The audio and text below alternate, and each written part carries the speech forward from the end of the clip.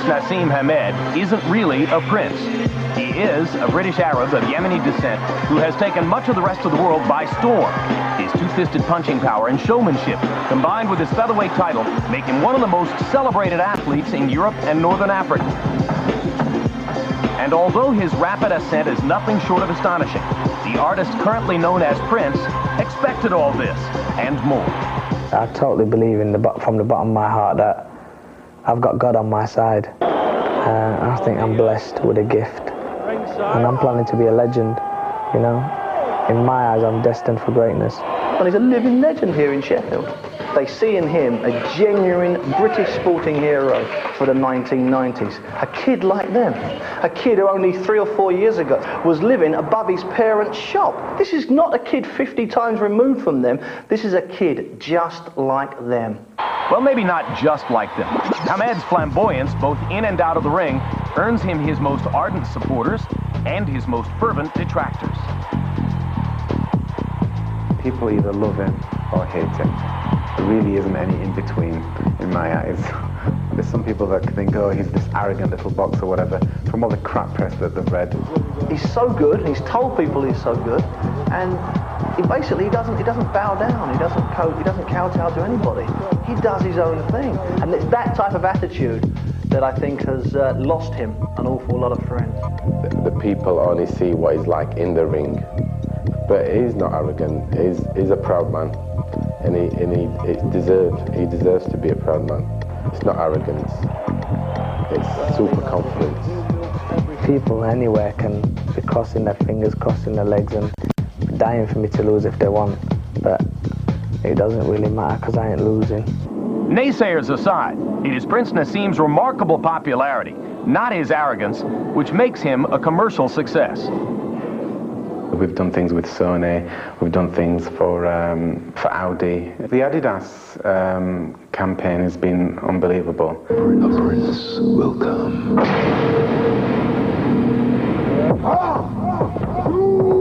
Salute him! He's seen as a youth icon and a role model for the Asians and for the blacks, and he's not one of these people that rejects his culture or rejects his religion or what he's about.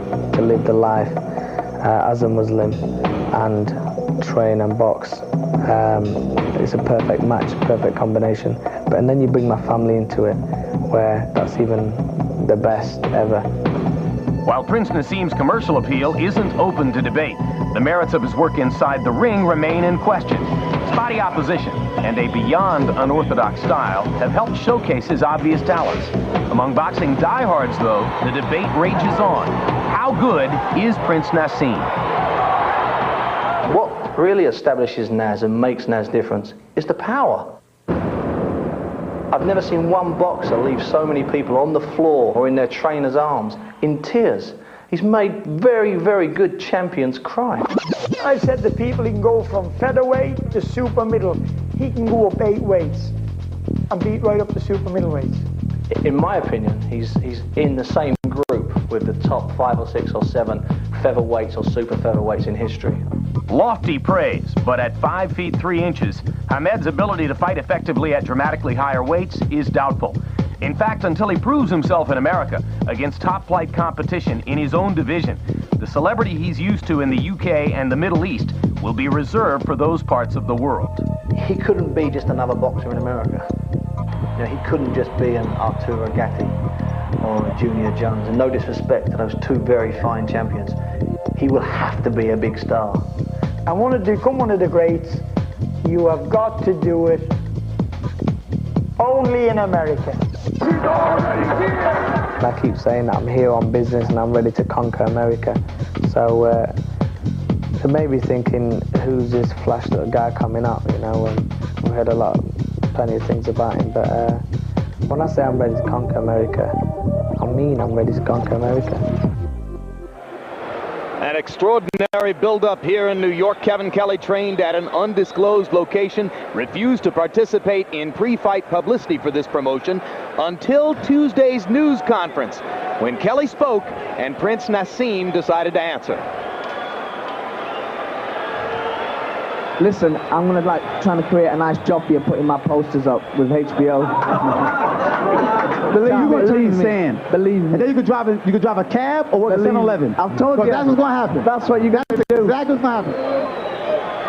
They've done their best to try to express their hatred for one another, but in reality, as you can see from yesterday's weigh-in, they amuse each other. They've had at least 2 long sit-down conversations in which Kelley describes himself as something of an advisor to the Prince, and clearly, to my way of thinking, Kevin Kelley likes Prince Naseem much better than he wants to. Tail of the tape for Prince Naseem Hamed against Kevin Kelley. 7-year age advantage for the Prince. 4-inch height advantage for Kelley. 6-inch reach advantage. They both weighed in at the featherweight limit of 126. Kelley's trainer Phil Borgia says, how's he going to get past Kevin's longer jab? How's he going to deal with his height and his reach? Punch stat numbers, Larry.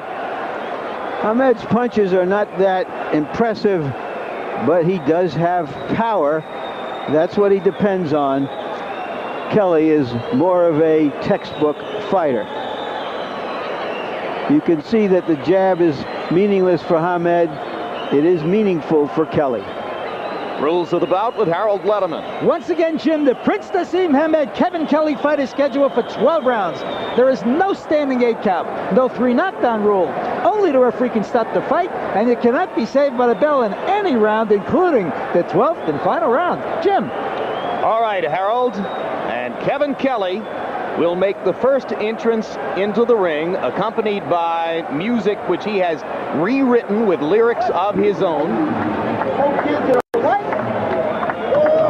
And there's speculation that once he gets to the ring, Kelley may have to wait a while.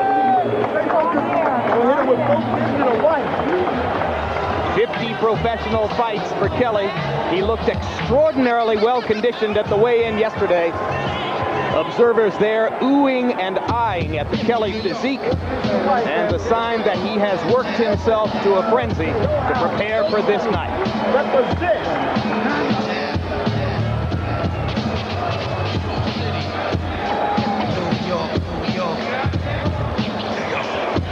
Kelley's own element of showmanship now on the big screen, a series of Kelley knockouts, as he attempts to steal a little bit of the Prince's thunder before the Prince's own extravagant entrance into the ring.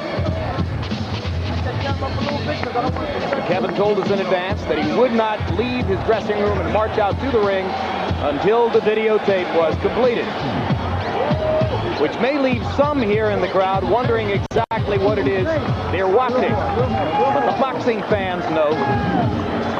The blushing flag.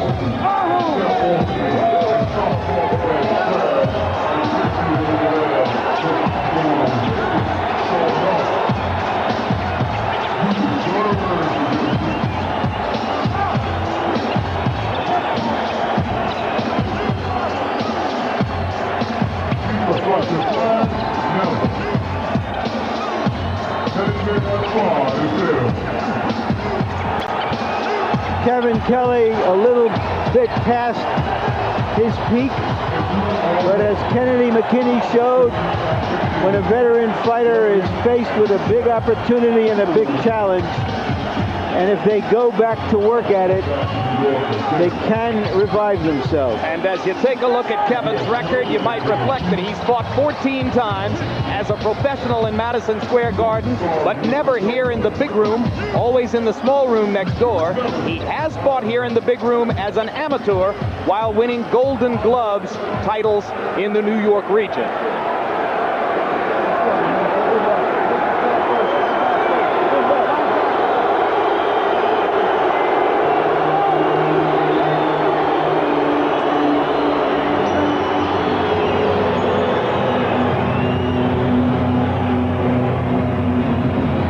Is this a fashion show, Jim, or a prize fight? What do we got on this runway? Hey, if we see Cindy Crawford, we'll know it's a fashion show.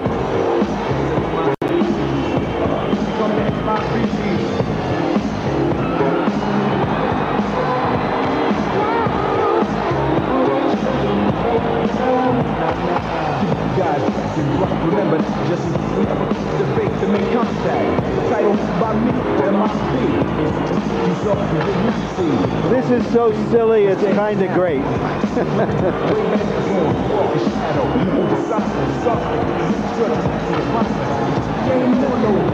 George, you seem stupefied. I like this. I really like it. Well, it certainly seems for much of the crowd, that's for sure. This is what boxing needs, I'm telling you. Well, if we want to get young people under the tent, this may be one way. After she loved me, she'd never love another. And she told me she was a splendid first to Marsha's lover. And he's starting to feel cute. This man, she want a little good. And he's trying to come and slim. This man, she want to start to watch you. And he's starting to feel cute. I think this kid has seen one too many Earth, Wind, and Fire concerts.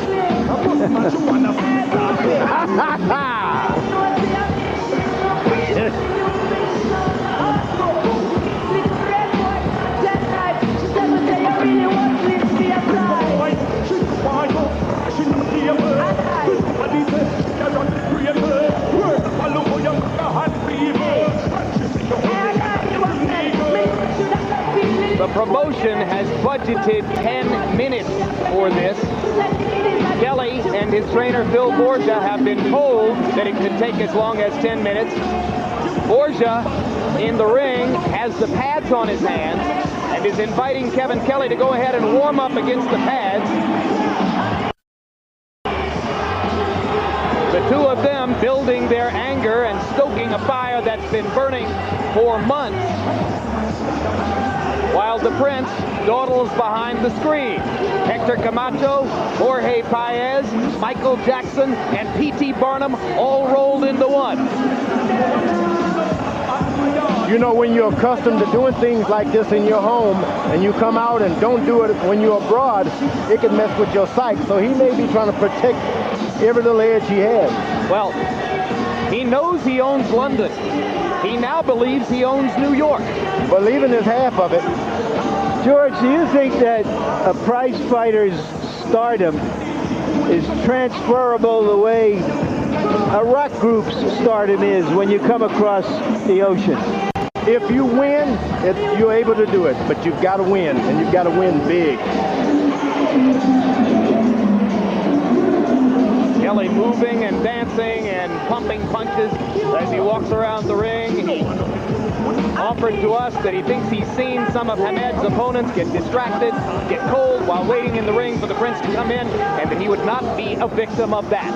Well, twice he traveled to Britain to watch Hamed in person, so he is as prepared for this as anyone might be.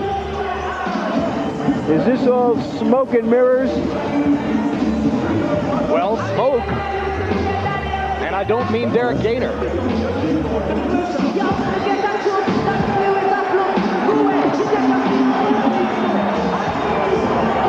Boy, he's really working on Kevin Kelley. We're clocking this in our control truck. It's almost 4 minutes now, and you can see what Kevin thinks of it. Come on out here and fight.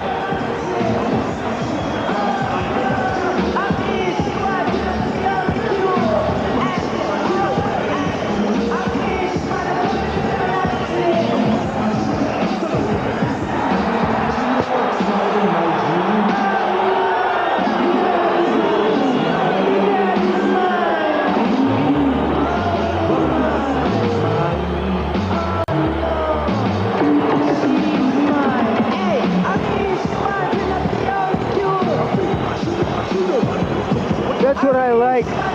British understatement.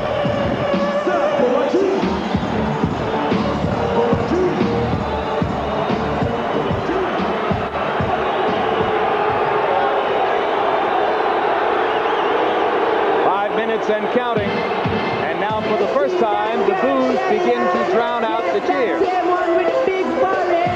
This may be the end of Western civilization as we know it.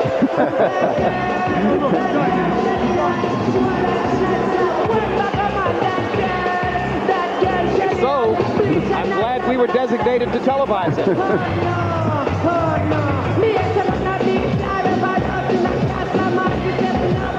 Boy,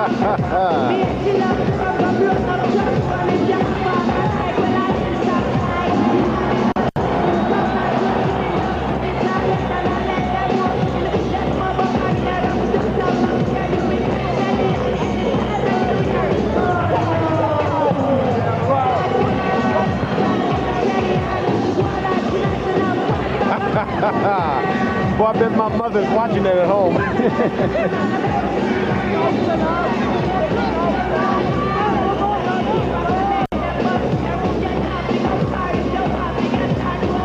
He says he has music in his head. I'm not sure I want to hear it. 6 minutes and counting.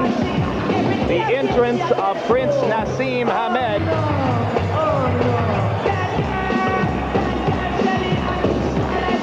And it'll be interesting to see if all that survives as he continues his tour through the boxing world. Now watch for the flip. Backflip over the top rope. Or perhaps a forward somersault over the top rope. Here it comes.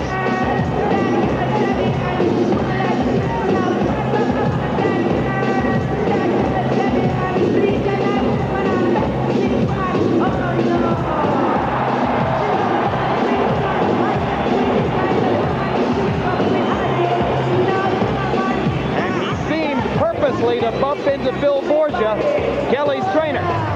And now face-to-face with Kevin, and the fisticuffs almost begin before the official introductions. Boy, I'm excited. I tell you, I like it. I like it. That is Cutman Al Gavin with a firm grip around Kevin, and Kevin turns to say, hey, wait a minute, Al. I'm all right. I'm in control of this.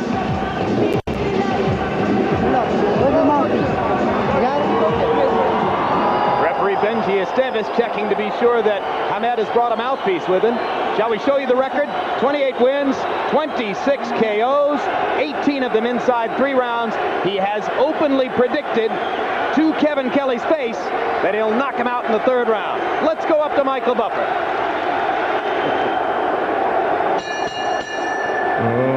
Ladies and gentlemen, Mr. Frank Warren for Sports Network, in association with Cedric Kushner Promotions, presents 12 rounds of boxing for the WBO Featherweight Championship of the World. Sponsored by Adidas, with special thanks to the Ministry of Sound in London, official suppliers of this evening's music, taken from their dance album, The Annual 3.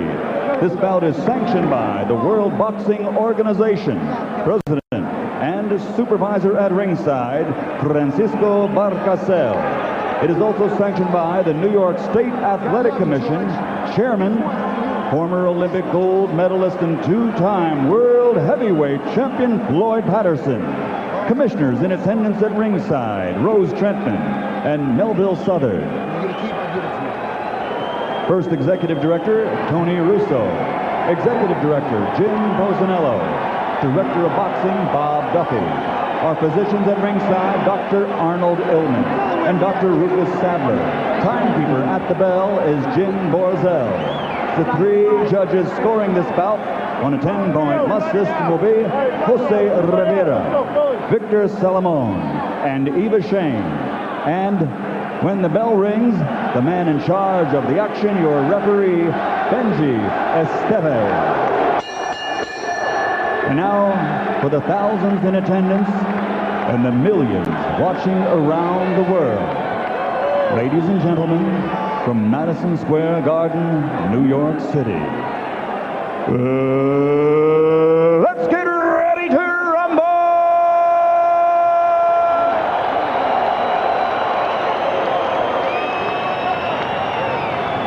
Introducing first, fighting out of the red corner, wearing green trimmed with gold and weighing 126 pounds. His professional record, an outstanding one. 47 victories, 32 by knockout with only 1 defeat and 2 draws. And he has captured 2 world titles. Ladies and gentlemen, from Flushing, New York, here is the WBO #3 ranked featherweight in the world, world and former two-time world champion, the Flushing Flash, Kelley.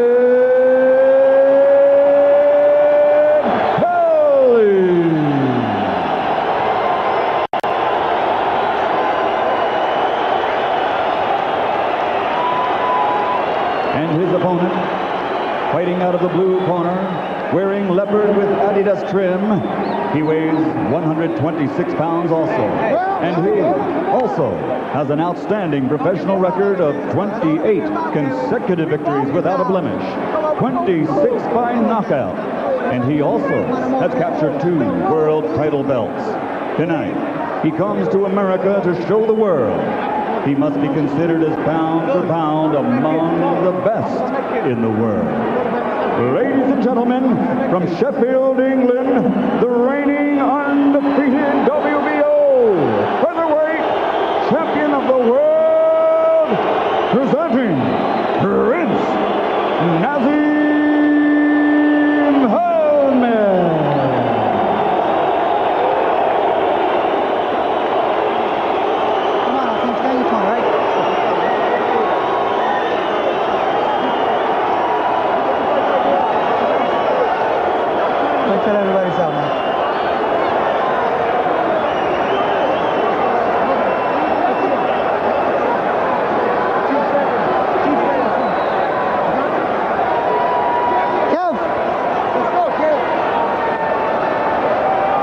Okay, man, this is what it's all about.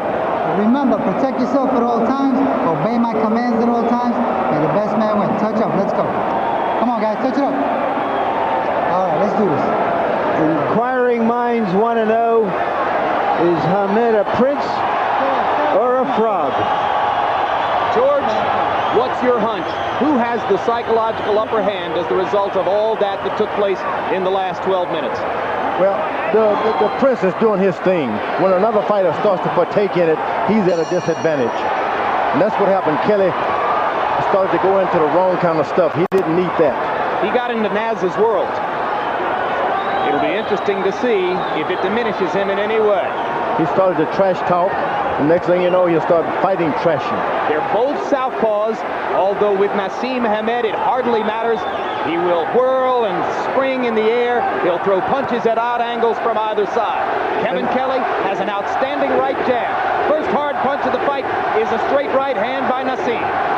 And the first jab was landed by the Prince Naseem. Naseem, he landed the first jab. You don't want that. And he lands 2 more. Naseem fighting more conventionally in the first minute of the fight than many of us had been led to expect. You don't want to find yourself, if you're Kevin Kelley, waiting to see what he's going to do. You got to get out there, establish yourself on the pure basics. Jab, right hand hook, bob and weave. You don't want to get out there waiting.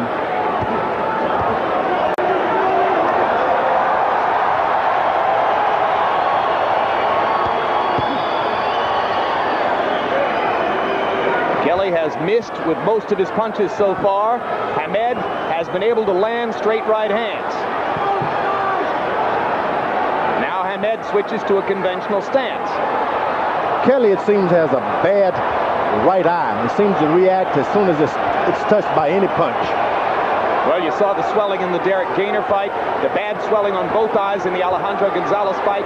Kevin Kelley's had 50 pro fights, and he's been in too many wars for the taste of most of his supporters. They want to see Kevin box.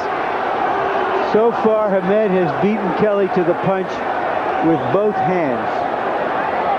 The good thing about Kelley, the fight is on no matter what. If it goes into 6th round, he still believes that I can get a knockout, so he's willing to waste a few rounds.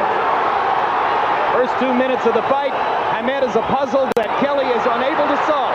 But down goes the Prince on Kelley's first serious landed punch. A looping right hand put Hamed down. Second time in his career he's been down in the first round. Puerto Rican Daniel Alisea was able to do it too. Also in the first round, but then Hamed came back to knock him out in the second. We all were wondering what was going to happen when he caught a punch from Kelley. We saw it. Yeah, and Kelley believes in his power, so you'll never discourage him, even if his eyes are swollen, if he's cut. Kelley just missed with a hard left hand. Ahmed switches into a conventional stance. Kevin, for a couple of beats, was in a conventional stance himself. Now he goes back to his regular southpaw.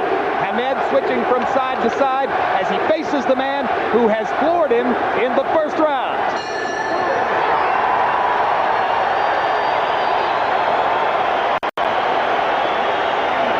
You gotta be focused for me. I need you to really slow your heart down.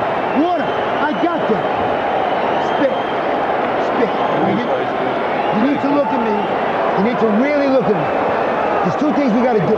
Don't go looking for him, just off your job. You'll hit him with your bombs, but keep your right hand. All right, now watch Ahmed commit a cardinal sin in boxing, leaning back after throwing a flurry. Kelley was there and caught him. Can't do that with a top fighter. A little bit of hubris there, a little bit of overconfidence, thinking that it couldn't happen to him. It did. Go, go, go. CompuBox numbers show Kevin Kelley landed only 10 punches in the first round, but it only took one to do the damage which won him the round. I think it was a wonderful feat by Naseem to be able to get knocked down and then have your opponent running from you at the end of the round. He got up and made Kelley run.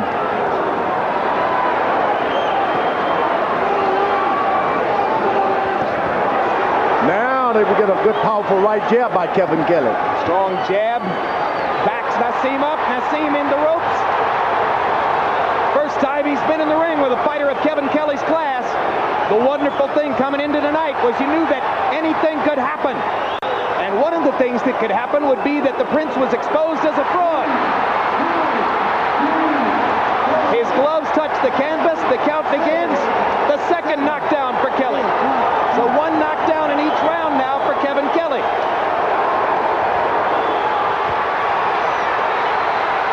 Yeah, I think the last knockdown was fluke. Kelley was down. I thought that was a knockdown, that Kelley should have been scored for a knockdown. Benji Esteves waved it off and ruled it a slip. So it does not count as a knockdown against Kelley. Ahmed's been down twice. The knockdown, the apparent knockdown of Kelley ruled a slip.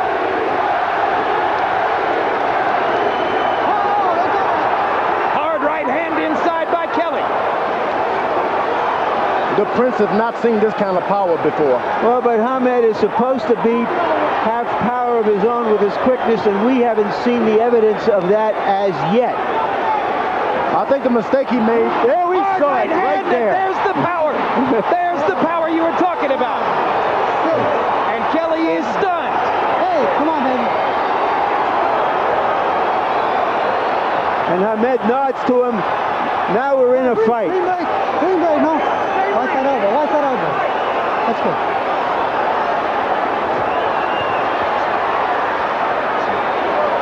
And Kelley gets out of his boxing stance and decides to go to war.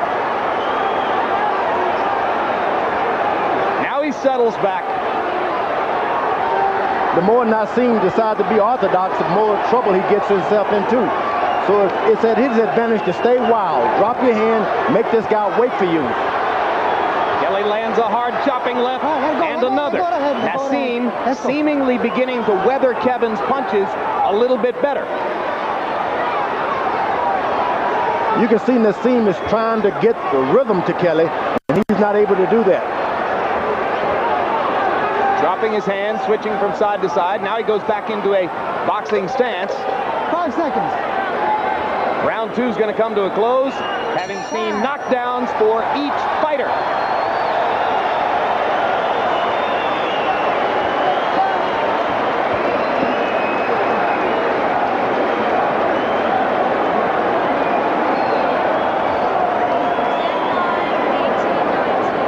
We don't see this very often in one round, a fighter getting knocked down twice.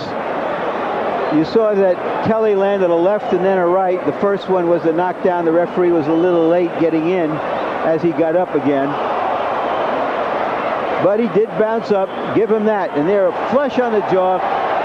Kelley, like Junior Jones, his pal in the first fight, got a little cocky with his power, left himself open, and caught one from Hamed. And that's what was ruled a slip right there, Larry. Seconds out. It could have been ruled a knockdown. It wasn't. Turned out okay. On my scorecard, Hamed won that round because even though they split knockdowns, his knockdown was more convincing, and he landed more punches in the rest of the round. Naseem is getting hit with punches. He's causing himself to be off balance by throwing his head back and forward. But the knockdown that Kelley received was a true knockdown, not off balance, pure power. Well, Naseem breaks so many rules of textbook boxing, it's as though he not only hasn't read the book, he hasn't looked at the table of contents. Leans his head back, ducks from side to side, trying to get away from punches. Takes a hard left from Kelley there. And lands a hard right hand of his own. That was power by Naseem. Well, one time he's going to leap too often, and he may leap right into a Kelley punch, and that would be it. As Phil Borges said, if he leaps, he sleeps. Kevin Kelley's got true power. He's real accurate with his straight left hand. Well, when you're fighting against a powerful, good boxer like Kevin who has good balance, you better watch your own balance. And bad balance contributed to that second Kelley knockdown of Hamed in round 2. Now Kevin starting to try to establish the straight right jab. That was a good jab by Kevin Kelley that did some damage. Kelley lands a left cross. Hamed ducking, sliding along the ropes. Not throwing as many punches in this round. Hamed seeming to have gone into a little bit of a caution state here as the result of the damage that Kevin Kelley's been able to do. Yeah, it's the jab by Kevin Kelley that's being most effective now. If he just maintained that right jab, he can make this an easy fight. And as we pointed out, that's another thing Phil Borges said. He said, my man has the better jab and the longer reach. How's Hamed going to get past that?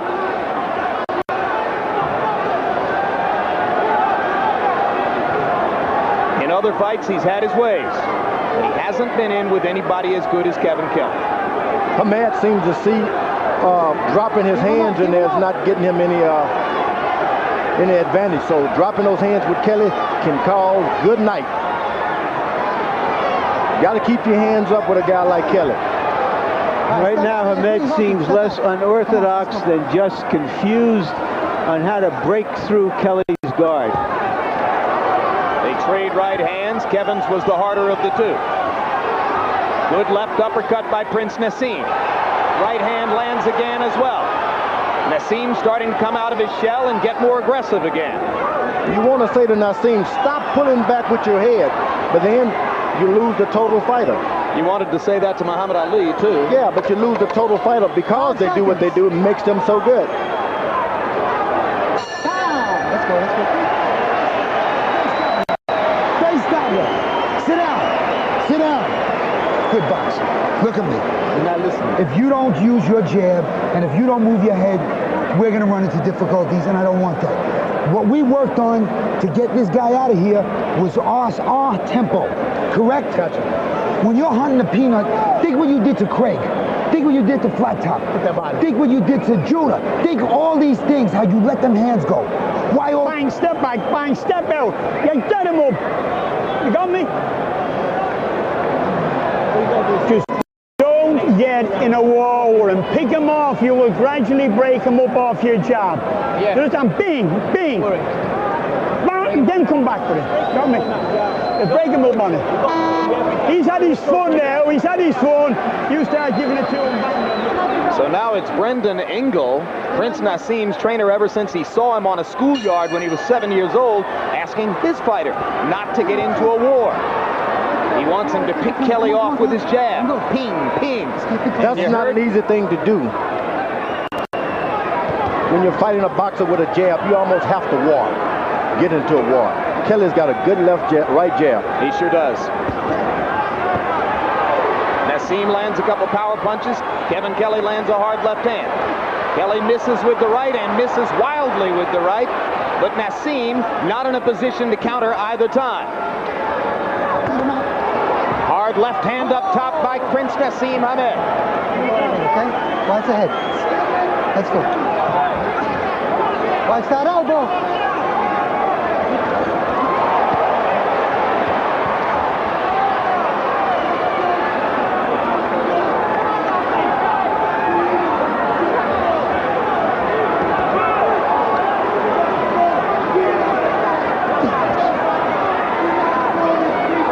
Seems that Kevin Kelley is getting the best of the counterpunch, and you would expect the opposite.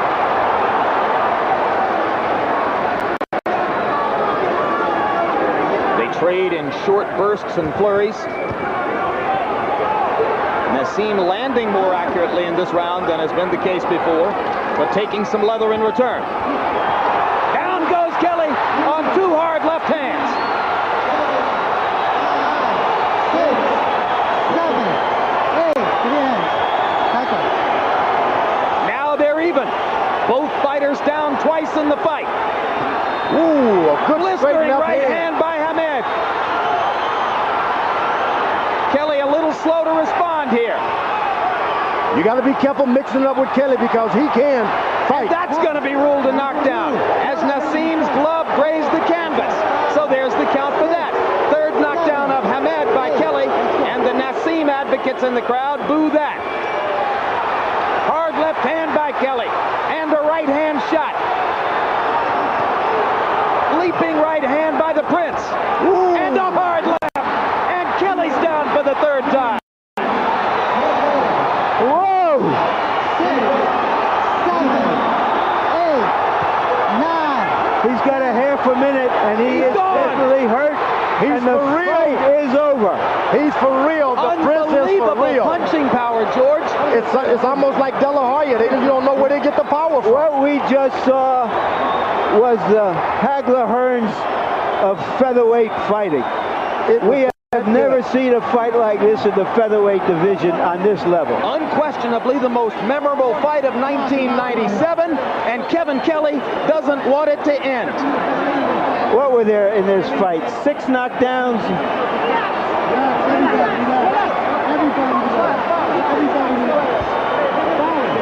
All right, let me give it to me. Let me give it to me. Ever boxed. And I'm the best. And you're going to do it again, right?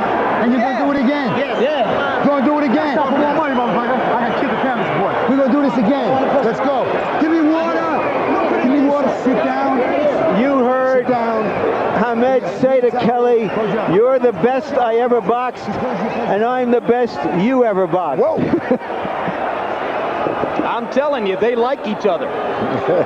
It is abundantly clear from the body language. And you heard Phil Borgia, Kevin Kelley's trainer, trying to get Hamed to commit to a rematch right there on the spot. And George, who wouldn't want to see it again?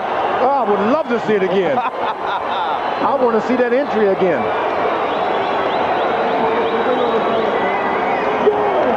Everything he said he was, and more. Prince Naseem Hamed. The difference, power.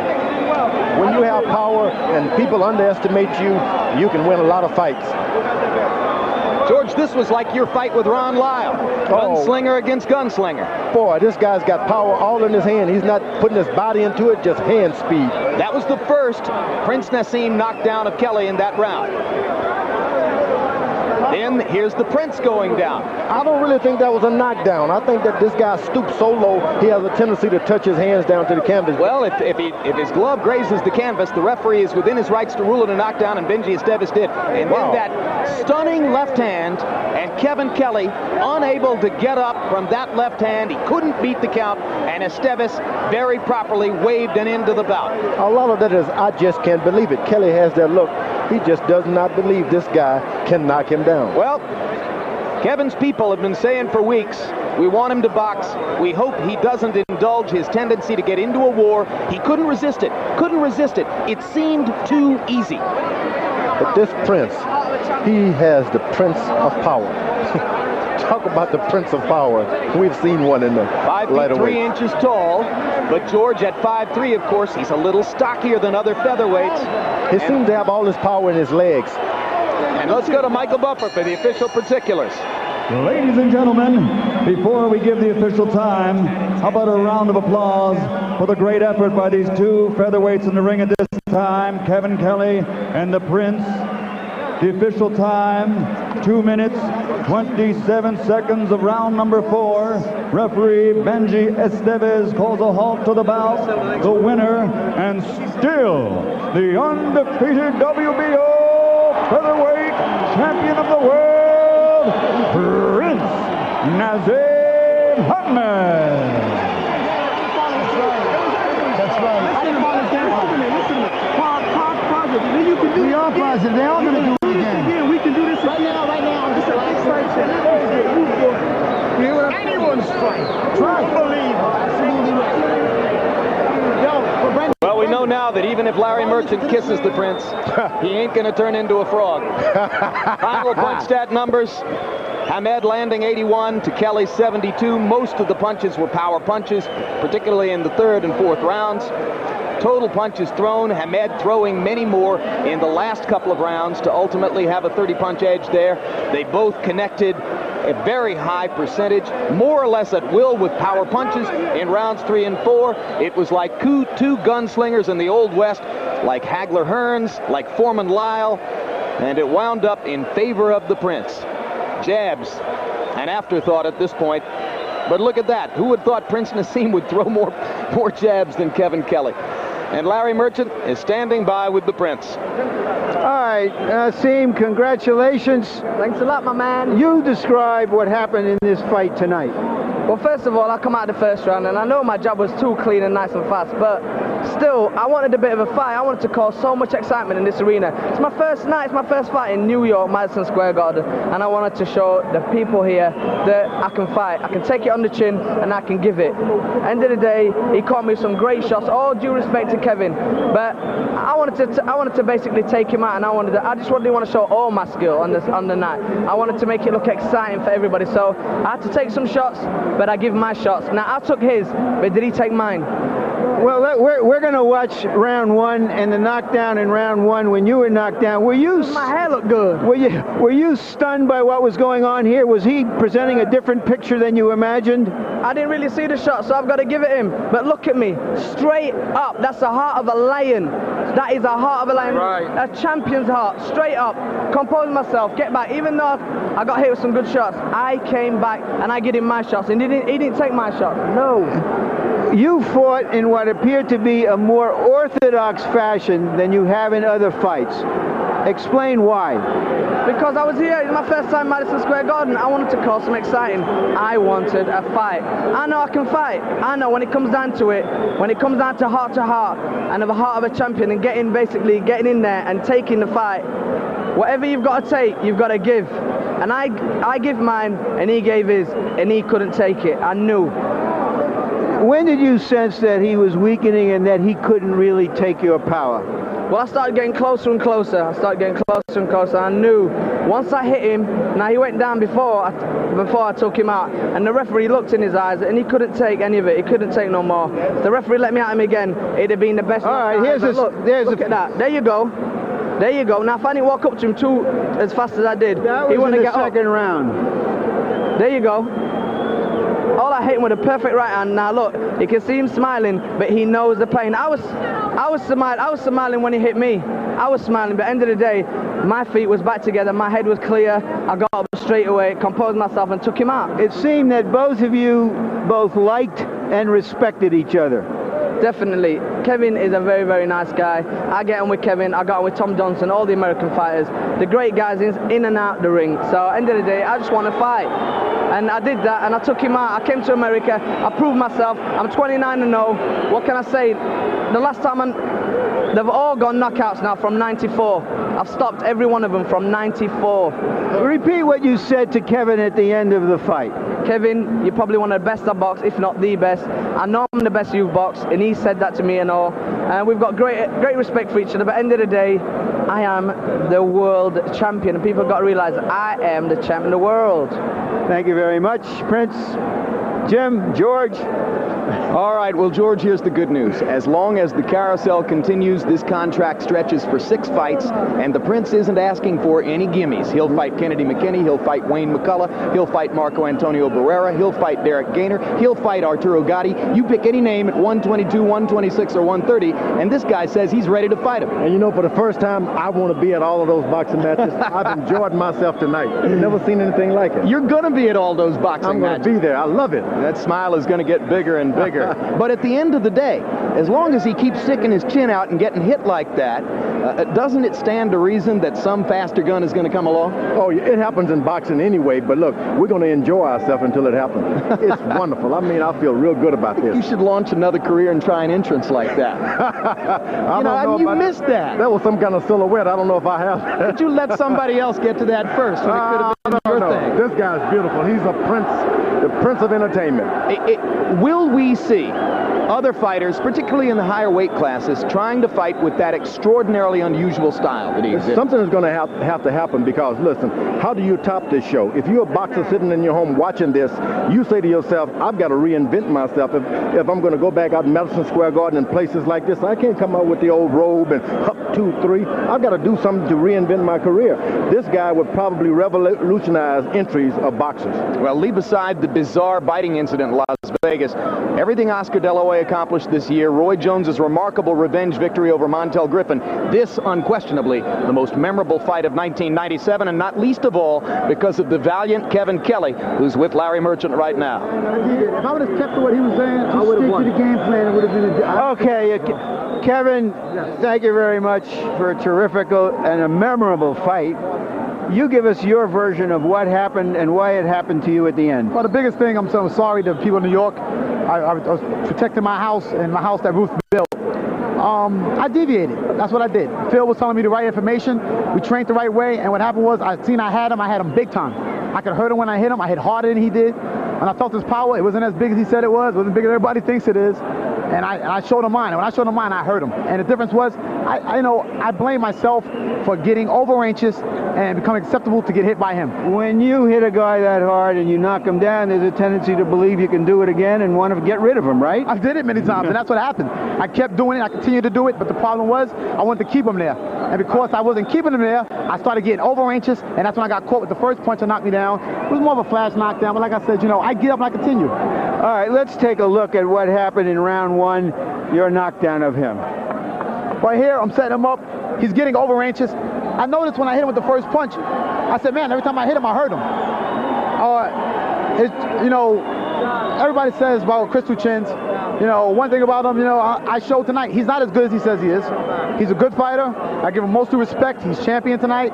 He came on top. The only reason I'm not champion tonight, I want to let everybody know, no fear, who endorsed me, and EA or sports game, which I'm coming out on. The reason I lost tonight because I deviated from my training sports. Well, but then he gets credit for making you deviate, doesn't he? No, I deviated because of me. I'm the kind of fighter that Phil always tells me, my wife always tells me, my father tells me, I'm my worst enemy. All right, let's turn to the end of the fight and your memory of what happened. If we can get there, you have suffered one previous knockdown in this round. Well, here I'm trying to set him up with the jab. He's very careless. He does a lot of mistakes. Hit me with overhand left. As you can see, I'm down, but I'm not really that hurt. I'm gonna stay down a little wobbly, but just like okay, cool. I'm understandable. I'm gonna get up to count of 8. I got to count of 8. Take the rest. You see me, I'm a veteran at this. I know what it is to get knocked down. I figure I take the full rest. Phil was telling me grab him. I'm looking at the corner. I want to come back. I want to come back. Because what happens is when he starts loading and throwing, he starts getting over anxious himself, and he was getting caught. But you have to give him credit for his power. He came into you. He came into your building, and he took care of business. He came in my building, but one thing he said, I'm the best fighter he's ever fought, never will fight. The bottom line is that let's see if we get the rematch. I can do it again down the road somewhere. Right now, Kevin, you were just a part of the Hagler Hearns of the featherweight division. You have nothing to be ashamed of. Well, I started this. I'm happy. I'm content. My wife's content with everything that's went on. She's a little angry at what has happened in this whole event. But hey, Kevin Kelley came. He showed that Ahmed is not the fighter everybody says he is. Not the Roy Jones. Thank you a lot, Kevin. Jim. All right, well, the good news for Kevin Kelley and his wonderful wife, Val, and their family is that Kevin will cash the biggest paycheck of his career by a wide margin tonight. Obviously, some of that he owes to the glamour of Prince Naseem Hamed. When Hamed knocked out Tom Johnson, his detractors turned around and said, well, Johnson was shot. Kevin comes in with 50 pro fights. Obviously, Naseem's detractors are going to turn around again now and say, well, Kevin was shot. What about that? Oh, he's going to shoot everybody he fights. And I believe what happened, you get shot in the dressing room waiting for this big occasion. They always shot. And he's going to keep shooting a lot of guys until they learn, hey, this guy has power. He doesn't look like it. Like Muhammad Ali, you're supposed to whip him, but for some reason, you don't.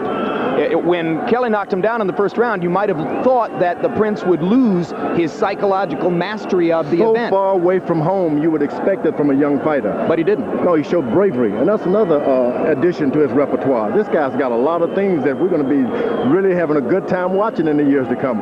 Boy, I want to sit right at ringside. I don't think I want to box anymore. I want to watch Look at that smile, folks. I'm telling you. I had a good time. Good to see you so happy, George. Let's turn now to Larry Merchant. Larry, we expected something memorable, and I don't think we could ever have anticipated in our wildest dreams that it would be this memorable. A lot of music in and out of the ring tonight, Jim, and there is a new British rock group called Chumbawamba, I believe. And the chorus to one of their songs goes, you knock me down, I'm going to get up again, you're never going to keep me down. That's what happened here tonight. Two champions couldn't be kept down. And that's what's great about this game.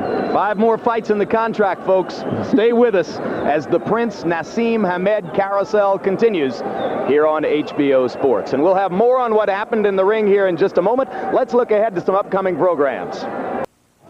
World Championship Boxing returns January 17 with another sizzler. Arturo Gatti, regarded by many as the most exciting fighter in the world, against Angel Manfredi. Both men action fighters, this could be a classic. And up-and-coming heavyweight Michael Grant faces his toughest test, David Izon, coming off an upset knockout of Lou Savarese. Then January 31, Boxing After Dark brings you middleweight champion Bernard Hopkins as he takes on veteran Simon Brown. And Hasim Rahman, possibly one of the top heavyweights of the future, fights Jesse Ferguson. This Thursday, turn to the show the pros watch, Inside the NFL. You'll see highlights of this weekend's games and get Lynn Dawson, Nick Bunnacani, Chris Collinsworth, and Jerry Glanville's picks of who will win next week, Wild Card Weekend. Join us in January for the next edition of Real Sports with Bryant Gumbel. Among the stories, a look back at Dwayne Thomas, the silent star of the Super Bowl winning Dallas Cowboys of 1972. The Sphinx, and also an investigative report on the problem of fake autographs in the world of sports memorabilia. What a night in Madison Square Garden in a seesaw war in which both men were down. Kennedy McKinney got up off the canvas to knock out Junior Jones and score a thrilling upset that brought him back near the top of the 122-pound weight class. And then, with a tough act to follow, Prince Naseem Hamed came into the ring, got knocked down 3 times by Kevin Kelley, knocked Kelley down 3 times himself. The last time, Kevin couldn't beat the count of 10, and the Prince makes his American debut with a thrilling knockout victory. Coming up immediately following our show, stay tuned for Arliss, followed by a special 3-part Spawn on the East Coast and Highlander on the West Coast. So now for George Foreman, Larry Merchant, and Harold Letterman, I'm Jim Lampley saying goodbye from New York City. Happy holidays, everybody. The executive producer of HBO Sports is Ross Greenberg. Tonight's coverage of World Championship Boxing was produced by David Harmon and directed by Mark Payton. The feature producer was John Crystal.